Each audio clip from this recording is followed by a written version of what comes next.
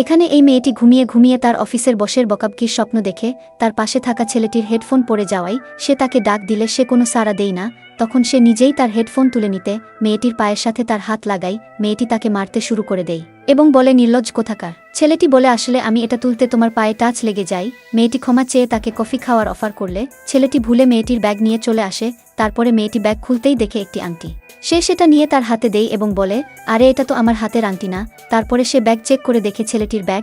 সে দৌড় তার কাছে যেতে ছেলেটি গাড়িতে উঠে যায় এবং তার হাঁচি পড়ায় সে ভাবে নিশ্চয়ই আমার গার্লফ্রেন্ড আমার নাম করতেছে।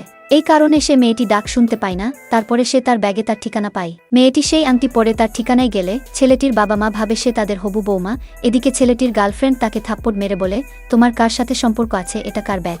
এই বলে চলে যেতে তার মা তাকে ফোন দিয়ে বলে, কোথায় তুমি বৌমা, আমাদের বাড়িতে এসেছে। ছেলেটি তখন অবাক হয়ে যায়। হ্যালো বন্ধুরা, এরপরে কি হয় দেখতে চ্যানেলটি সাবস্ক্রাইব করে পাশেই থাকুন। ধন্যবাদ।